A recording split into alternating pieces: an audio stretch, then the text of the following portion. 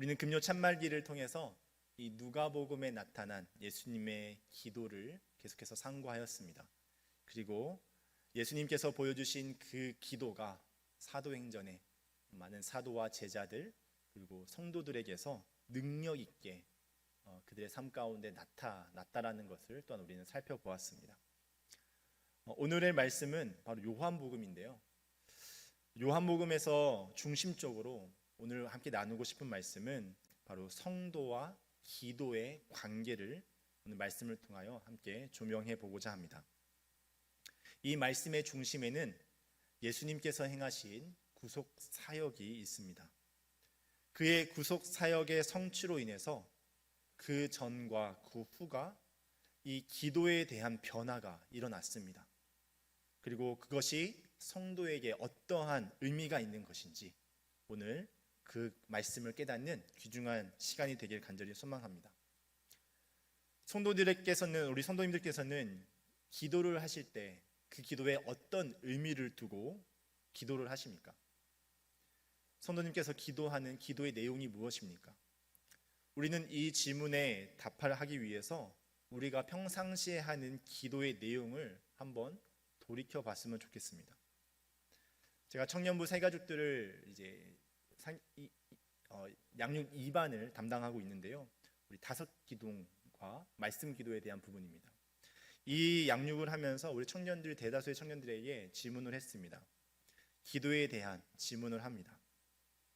근데 그 질문에 대다수의 이 응답이 왜 기도를 하냐, 여러분들의 기도의 내용이 무엇이냐라고 질문을 하니까 자신과 주변의 사람들의 평안, 필요를 위해서 기도한다라고 요약을 할 수가 있겠더라고요. 여기서 평안과 필요는 재정, 건강, 진로, 마음의 평안과 같은 것들이었습니다. 아마 여기 계신 모든 성도님들께서도 이와 같은 기도를 하고 계실 줄로 압니다. 이러한 기도가 잘못된 기도, 금지해야 되는 기도는 아닙니다. 그런데 이 기도가 자칫 잘못되면 기도에 대한 본질적이고 근본적인 의미를 벗어나서 자신의 필요를 채워주는 하나의 도구로서 기도가 사용되어지고 그 결과는 너무나 간절히 기도했지만 내 필요가 채워지지 않음으로 인해서 하나님을 향한 불신과 회의가 찾아오는 결과를 맞이할 수 있다라는 것입니다. 그래서 우리는 기도에 대한 근본적인 생각의 변화가 필요합니다. 오늘 주시는 말씀이 바로 그것을 우리에게 생각하게 하는 중요한 말씀입니다. 성도가 인식해야 할 기도에 대한 정체성이 무엇인지, 그 정체성은 어떻게 우리에게 주어진 것인지, 그리고 그 기도의 특권을 가진 성도가 무엇을 구하며 경험하고 체험해야 할 것인지를 오늘 말씀이 우리에게 가르쳐주고 있으니 우리가 꼭 깨닫고 확신 가운데 또한 기도의 자리로 나아가는 그러한 시간이 되기를 간절히 소망합니다. 우리 첫 번째로 함께 볼 말씀은 함께 읽겠습니다.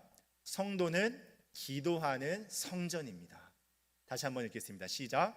성도는 기도하는 성전입니다. 이것이 우리가 가져야 할 기도에 대한 정체성입니다.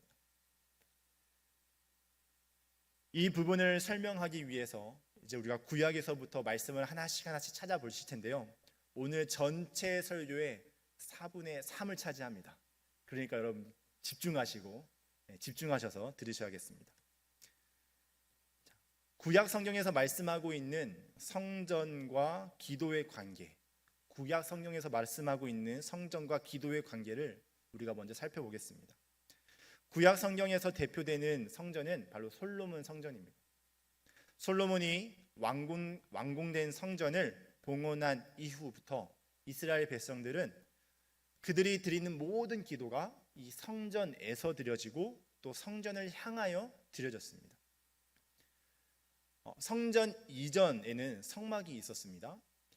근데 이 성막 시대에는 이스라엘 백성들이 성막 안에서 기도를 하였을 가능성은 있지만 성막을 향해서 기도를 했는지에 대해서는 확실하게 알 수가 없습니다. 바로 이러한 점에서 이 솔로몬 성전의 완공 그리고 봉헌 그 이후에 나타난 기도의 내용이 그 기도의 방향성이 기도의 장소와 방향에 큰 변화를 가져왔다라고 말할 수가 있는 것입니다. 이와 관련된 역대하의 말씀을 잠시 보도록 하겠습니다. 역대하 6장 29절부터 30절의 말씀입니다. 한 사람이나 혹 주의 온 백성 이스라엘이 다 각각 자기의 마음의 재앙과 고통을 깨닫고 이 성전을 향하여 손을 펴고 무슨 기도나 무슨 간구를 하거든 주는 계신 곳 하늘에서 들으시며 사유하시되 각 사람의 마음을 아시오니 그의 모든 행위대로 갚으시옵소서. 주만 홀로 사람의 마음을 아심이니이다. 우리 7장 14절과 16절 말씀도 함께 보겠습니다.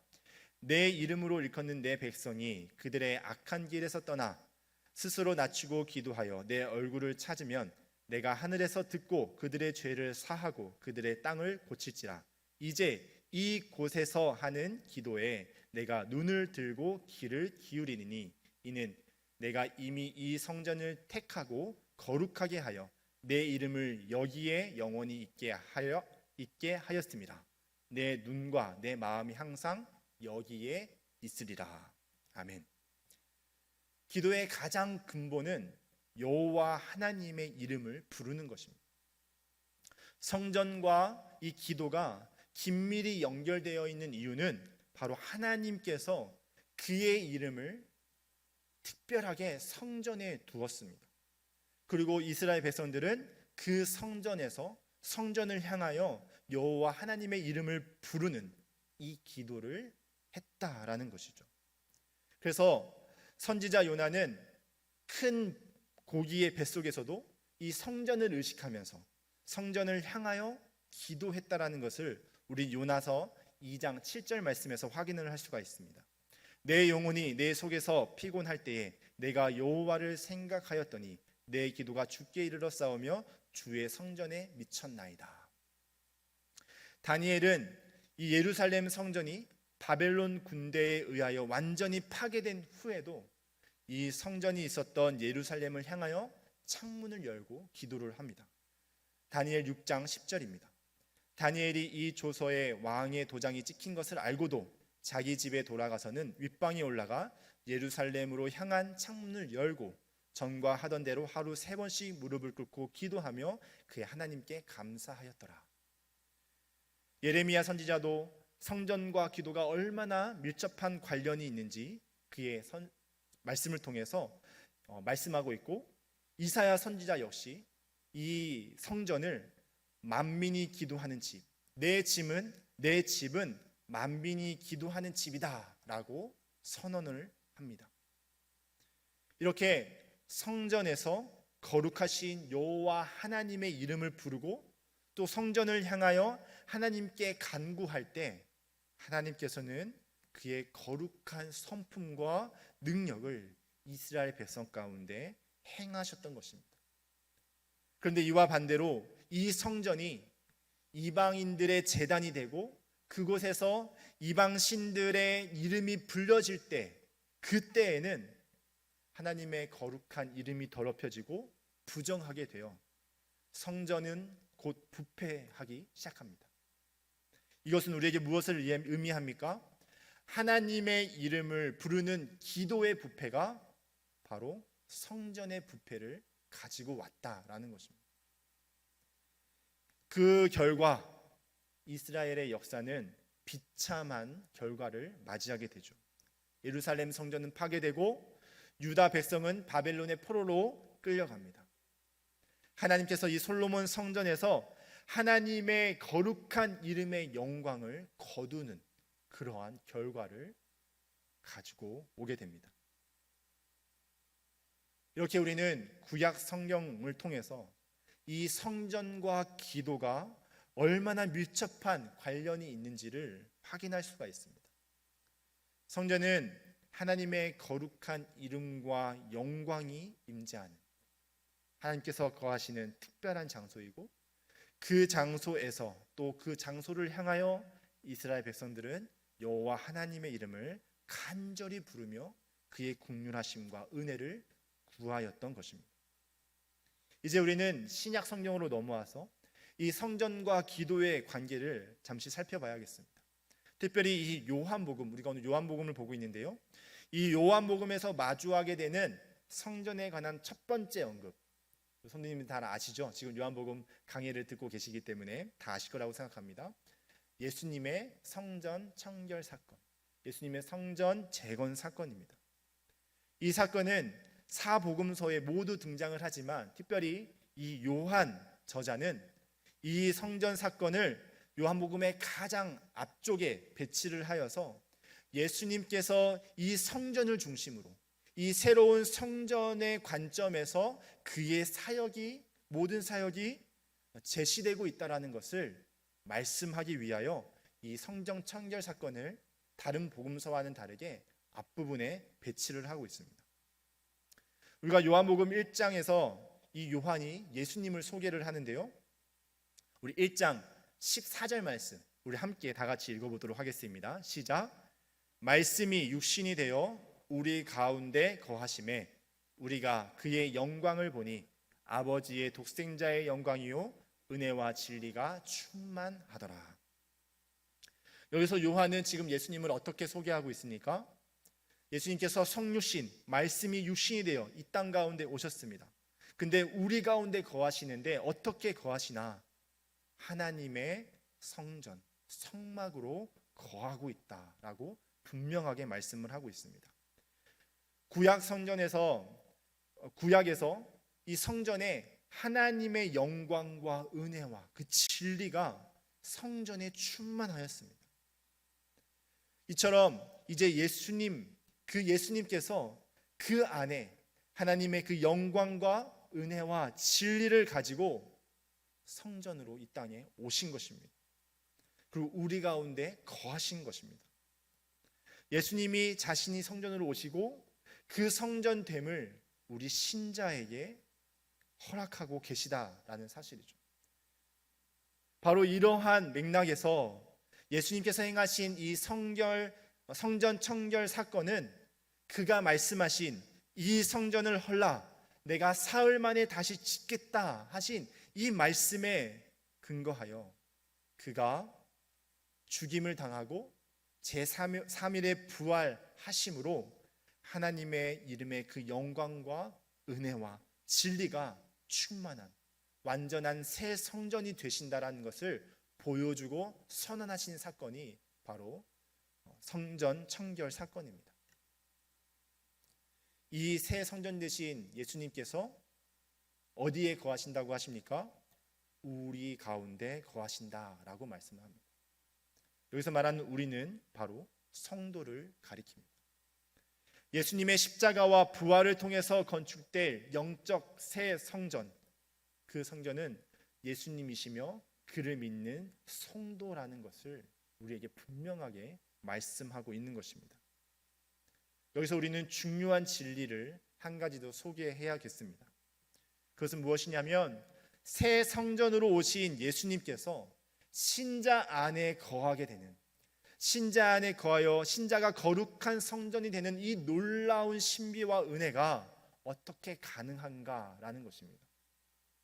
그것을 요한복음은 너무나 명확하게 우리에게 보여주고 있는데 그 내용이 바로 14장과 16장의 전체적인 흐름 속에 우리에게 분명하게 말씀해주고 있는 진리입니다.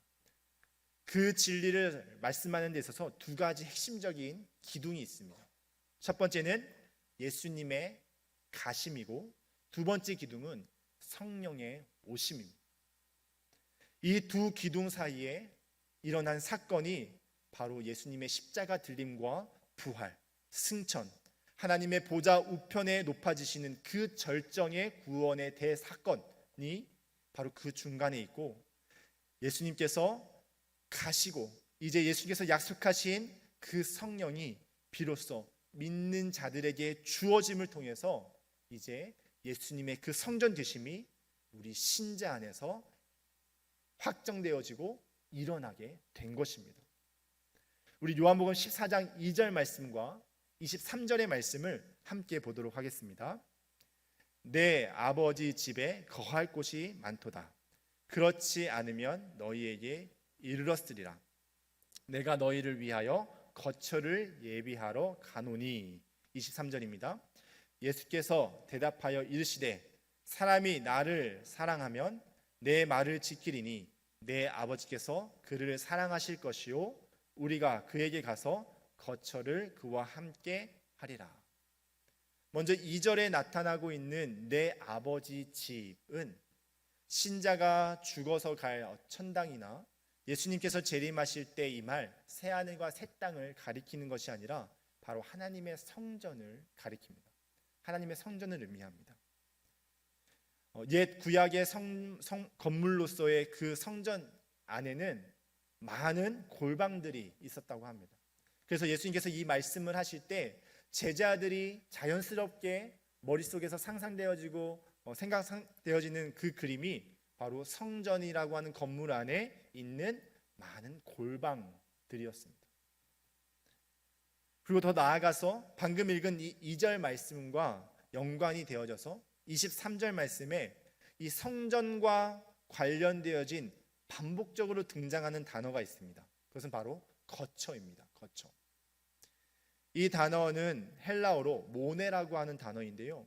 신약 성경에서 딱 2번, 이 두 구절에만 나타나는 그런 단어입니다.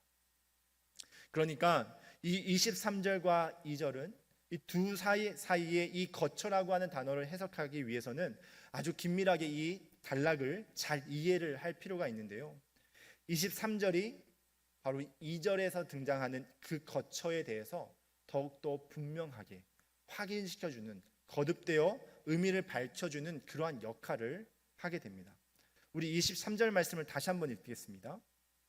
예수께서 대답하여 이르시되 사람이 나를 사랑하면 내 말을 지키리니 내 아버지께서 그를 사랑하실 것이요 우리가 그에게 가서 거처를 그와 함께 하리라. 여기서 예수님은 너무나 분명하게 그의 십자가 사건의 결과로 믿는 자들이 거처가 됨을 전제로 말씀하고 있습니다. 그래서 그에게는 바로 믿는 자를 가리킵니다. 믿는 자에게 가서 거처를 그와 함께 하리라. 그러니까 신자를 하나님의 거룩한 성전 거처로 지금 여기신다라는 것을 말씀하고 있는 것이죠. 이 바로 이러한 놀라운 변화가 예수님의 십자가와 부활의 대사건 속에서 있고 그 성전됨은 바로 성령께서 임재하시는 놀라운 일이 신자 안에서 일어난다라는 것입니다. 구약의 하나님의 그 성전에 여호와의 영광이 임재하였습니다. 그것이 떠난 성전은 성전의 기능을, 성전의 의미를 둘 수가 없었습니다. 이렇듯이 성전, 하나님의 성령의 임재가 우리 신자 안에 일어남을 통해서 우리 자신이 신자가 하나님의 성전 되었다고 말할 수가 있는 것입니다. 예수님께서 이 땅에 성전으로 오실 때도 예수님 안에 성령께서 임재하셨습니다.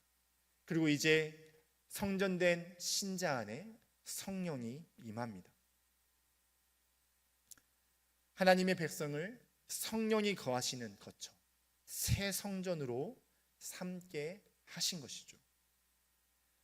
바로 이러한 내용들을 종합하여 보게 되면 구약의 하나님의 성전과 이 기도의 관계가 아주 근본적인 변화를 가져왔다라는 것을 볼 수가 있습니다.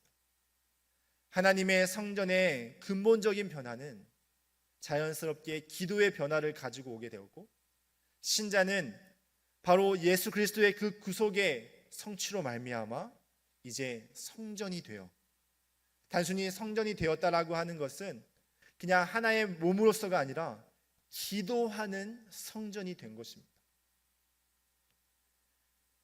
성전이 구약에서는 기도의 장소와 방향으로만 제시되었지만 이제 성도는 기도하는 주체가 된 것입니다. 성전은 더 이상 기도를 받는 대상이 아니라 기도를 하는 자가 된 것이죠. 이것이 우리에게 무엇을 의미합니까? 바로 신약의 성전인 성도의 본질적인 역할이 기도라는 것입니다. 이걸 뒤집어서 이야기하면요, 기도하지 아니하는 자는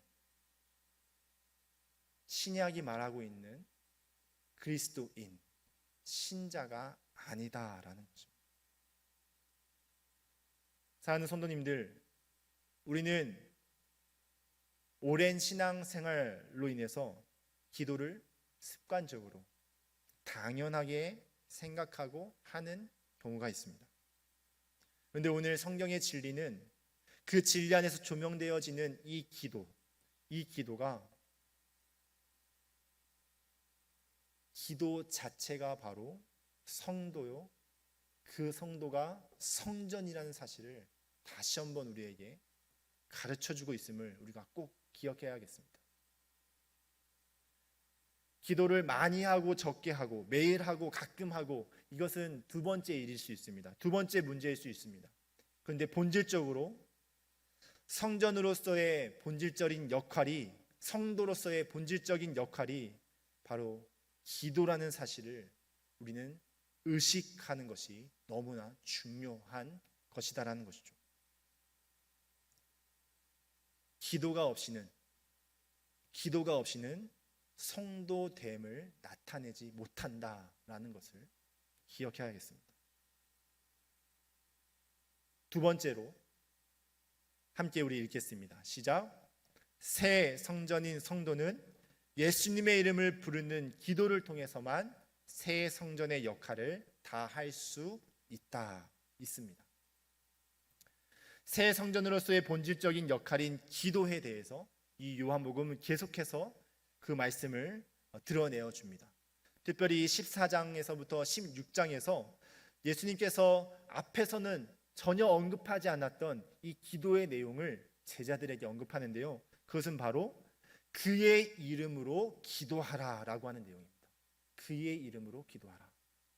14장에서도 두 번 반복해서 말씀을 하고 있고요, 15장에서도 두 번 반복해서 이야기를 합니다. 그 다음에 16장에서는 세 번이나 반복해서 이야기를 합니다. 이것이 14장 이전에는 말씀하지 않았었던 그런 내용입니다. 그런데 14장 이후에 이렇게 반복적으로 계속해서 말씀을 하신다라는 것은 예수님의 이름으로 기도하는 이것이 얼마나 놀라운 것이며 예수님께서 얼마나 우리에게 강조를 하고 있는 것인가를 보여주는 것이죠. 예수님의 이름으로 기도하는 시대가 이제 우리에게 찾아온 것입니다. 예수님께서는 아버지께로 가신 그 본격적인 그의 사역의 마지막, 그리고 그 마지막을 이어서 이제 그의 이름으로 기도하는 시대를 여신 것입니다. 바로 신자에게는 이 기도의 특권, 성전의 특권이요 필수적인 기도의 의무가 우리 가운데 생긴 것입니다. 그렇기 때문에 우리는 이것을 꼭 우리 마음 가운데, 우리의 신앙 가운데 새겼으면 좋겠습니다. 우리 한번 따라해 볼까요? 예수님의 이름으로 기도하는 성전입니다. 시작. 예수님의 이름으로 기도하는 성전입니다. 우리 다시 한번 얘기할 때는요, 이렇게 말했으면 좋겠습니다. 예수님의 이름으로 드리는 기도를 통해 사역합니다. 시작. 예수님의 이름으로 드리는 기도를 통해 사역합니다. 성전된 신자가 최우선적으로 해야 할 것이 있다면 예수님의 이름으로 기도하는 것입니다. 그래야 하나님께 영광을 돌릴 수 있고 주님이 기뻐하시는 열매를 맺을 수 있습니다. 그것을 예수님께서는 이렇게 말씀하셨습니다. 예수님 자신이 하신 일과 그보다 더 큰 일을 너희가 할 것이다 라고 말씀하셨습니다. 우리 14장 12절 말씀 함께 보겠습니다. 시작. 내가 진실로 진실로 너희에게 이르노니 나를 믿는 자는 내가 하는 일을 그도 할 것이요 또한 그보다 큰 일도 하리니 이는 내가 아버지께로 감이라. 예수님의 십자가 부활의 그 대속적인 사건에 그 사건이 정말 유일한 근거가 되어져서 신자도 이제 예수님과 같은 일을 할 수 있고 그보다 큰 일도 할 수 있다라고 우리에게 말씀을 합니다. 그러면 우리가 이렇게 자연스럽게 생각을 하게 됩니다. 예수님과 같은 일이 무엇일까? 예수님보다 더 큰 일이 무엇일까? 라고 생각을 하게 되죠. 그런데 그것을 우리가 따지고 들어가기 전에 더 명확하게 확실하게 우리가 인식해야 할 것이 있다면 그것은 바로 예수님의 이름으로 기도하는 자만이 그것을 감당할 수 있다라는 것입니다. 이것이 믿어지십니까? 이것이 믿어지십니까?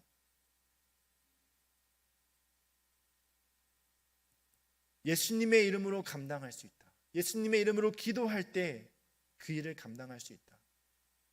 또 이렇게 말하니까 여러분들 마음 가운데 막 부담이 생길 거예요. 예수님의 이름으로 기도하면 엄청난 내가 뭔가 엄청난 일을 할 것 같고 이런 기도가 나를 초인의 힘을 갖도록 하고 예수님께서 예수님이 하신 일, 예수님보다 더 큰 일을 할 수 있다라고 하신 이 가능성이 어떻게 가능한가? 우리 13절 말씀 함께 보도록 하겠습니다. 너희가 내 이름으로 무엇을 구하든지 내가 행하리니 이는 아버지로 하여금 아들로 말미암아 영광을 받으시게 하려 함이라. 누가 하십니까? 누가 하십니까? 내가 행하리니. 여기서 내가는 내가가 아닙니다. 예수님입니다. 예수님. 기도를 하는데 우리에게 무엇인가 초인적인 심미적인 능력이 생겨서 예수님께서 하시지 못했던 일을 우리가 하는 것이 아니라 예수님께서 하셨던 그 모든 3년의 사역들을 내가 하는 것이 아니라 예수님께서 친히 그 기도에 응답하시고 역사하시겠다라고 말씀을 하고 계신 것입니다. 기도는 성도가 하지만 그 역사는 누가 하십니까? 예수님께서 성도들을 통하여 놀라운 일들을 하시겠다. 이것을 뒤집어서 말하면 기도하지 아니하면 예수님께서 일하지 않으신다라는 것이죠. 기도 없이도 좋은 성과 낼 수 있습니다. 기도 없이도 사람들 많이 오게 해서 부흥시킬 수 있습니다. 그런데 기도하지 않으면 그것은 누가 한 겁니까? 일시적으로 내가 한 겁니다. 내가 한 겁니다. 기도 없이도 사역할 수 있습니다. 기도 없이도 봉사할 수 있습니다. 기도 없이도 좋은 결과물을 만들어낼 수 있습니다. 하지만 겉으로 잘 되어지는 것 같지만 그 끝이 좋지 않다라는 것을 우리는 너무나 잘 보게 됩니다. 왜 우리가 섬김을 하다가 낙심하고 포기하고 시험에 빠지게 됩니까? 내 힘으로 하기 때문에 그렇습니다. 내가 할 수 있는 것 쥐어짜내서 열심히 해서 일시적으로 잘 되는 것처럼 보일 수 있습니다. 하지만 끝까지 가지는 못합니다. 바로 이러한 것을 우리는 주의해야 합니다. 기도가 형식적으로 빠져들게 되고 기도가 멈추게 되면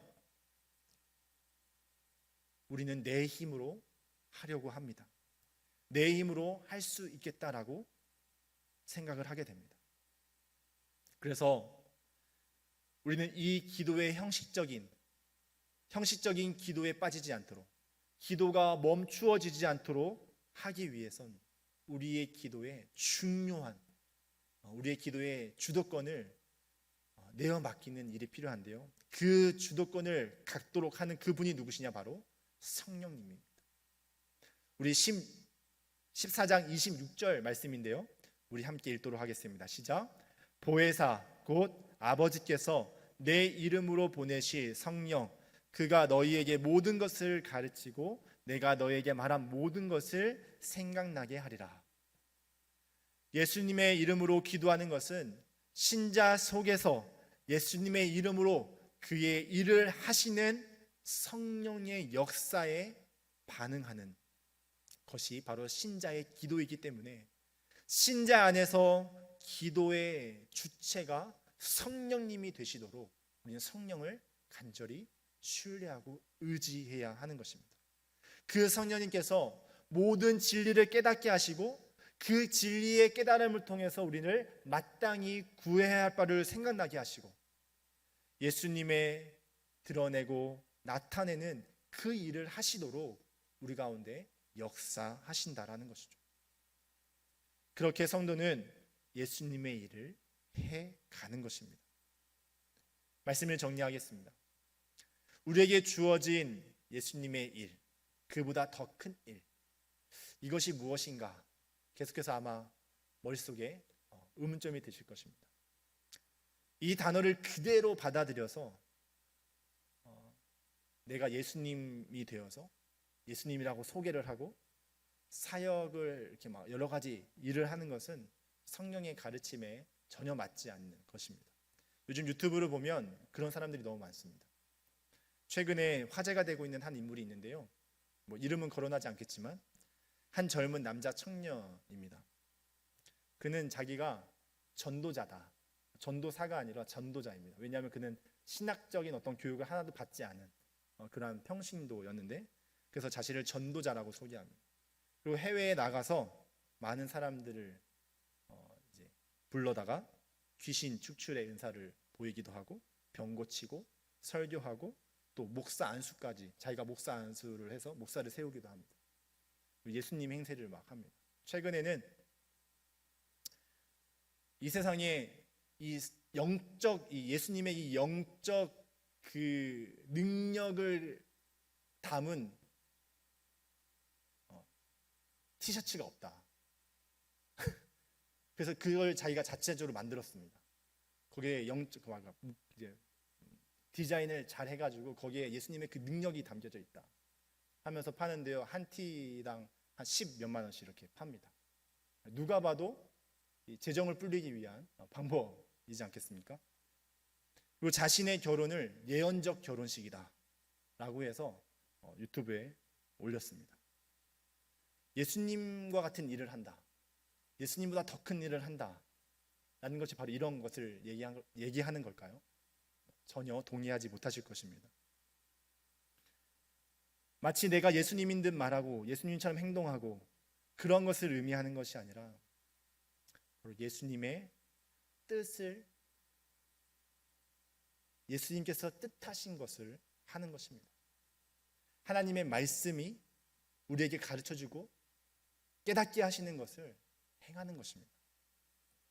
하나님의 뜻하신 바, 그 뜻하신 바를 우리 성도의 삶에 나타내고 구현하시는 그 일을 하는 것입니다. 존재론적으로는 예수님의 완전한 새 성전이 된 이 신자가 그 새 성전됨을 이루어가는, 우리를 빚어가시는 그 일, 우리의 인격과 우리의 사상과 우리의 행동이 변화되어져서 거룩한 성전이 되어져 가도록 하시는 그 일, 그리고 사역적으로 구분을 하자면 사역적으로는 생명을 살리고 성삼위 하나님을 예배하며 그의 거룩함 가운데 나아가고 섬김을 통하여 생명을 살찌울 수 있도록 돕는 그 일들이 바로 우리에게 주어진 말씀 속에서 우리에게 가르쳐주는 예수님 믿고 예수님 닮게하는 그 일이 우리 안에서 일어나는 것입니다. 그 일을 누가 하신다고요? 겉으로는 기도하는 성도이지만 우리 안에서 예수님의 이름을 부를 때 예수님께서 성령의 역사를 통해 우리 가운데 행하신다라는 것입니다. 사는 성도님들, 우리의 기도에, 오늘 말씀을 통해서 우리의 기도의 방향성이 달라지기를 간절히 소망합니다. 기도하는 우리의 정체성이 다시 한번 재확인되어지는 시간이 되기를 간절히 소망합니다. 우리는 기도하는 성전입니다. 예수 그리스도의 이름으로 그 이름을 부를 때 우리가 하나님께서, 예수님께서 뜻하신 바를 우리 안에서 역사하시고 행하시는 그 성령님을, 그 예수님을 체험하게 될 줄로 믿습니다.